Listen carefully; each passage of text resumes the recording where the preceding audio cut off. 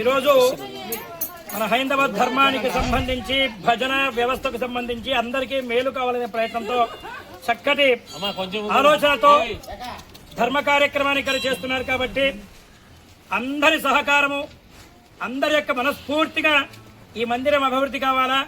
ఎక్కడెక్కడో ఆయా మూలలకుండే గుళ్ళు కూడా పెద్ద ఎత్తున అభివృద్ధి అవుతున్నాయి. అనాది నుంచి, అంటే నేను చిన్న పిల్లవాడిగా ఉన్నప్పటి నుంచి చూస్తున్న గుడి ఇది.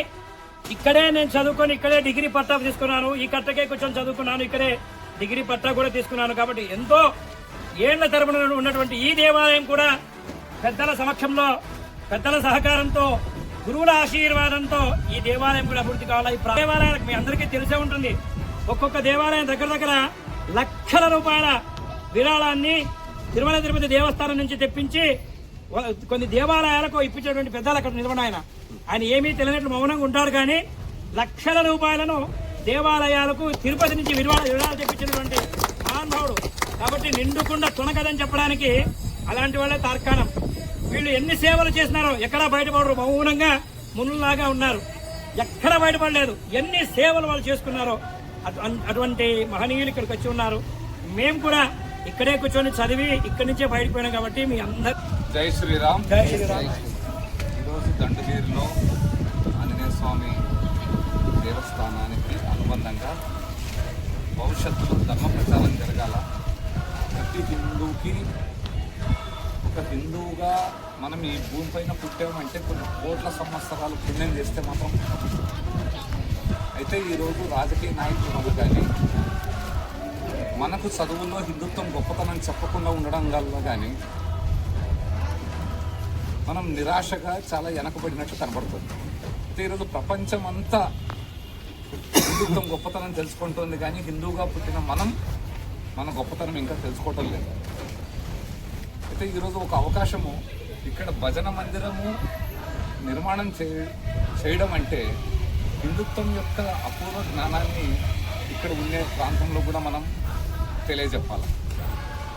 ఈరోజు ప్రపంచంలో 200 దేశాల్లో హిందువులు ఉండడానికి, హిందూ పండుగలు చేసుకోవడానికి, హిందూ పేర్లు పెట్టుకోవడానికి ఒక అధికారం ఉండేది కేవలం భారతదేశం.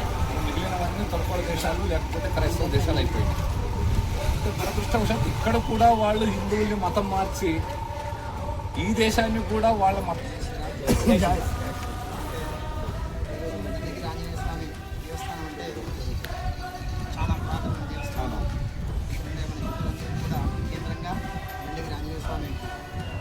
కాబట్టి రామచంద్రమూర్తి యొక్క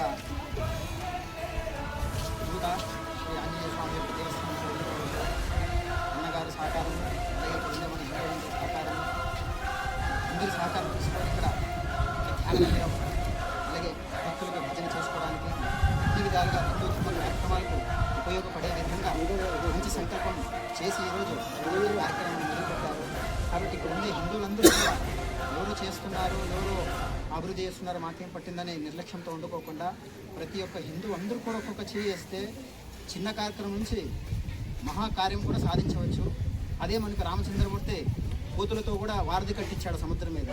కాబట్టి మనం కూడా అందరూ ఒక్కొక్క చేయి వేస్తే ఈ చిన్న కార్యక్రమాలు కాదు, గొప్ప కార్యక్రమం కూడా చేయొచ్చు. కాబట్టి ప్రతి హిందువు కూడా ఎక్కడో ఏరియా మనకు సంబంధం లేదనే భేదభావాలు లేకుండా పార్టీలకు అతీతంగా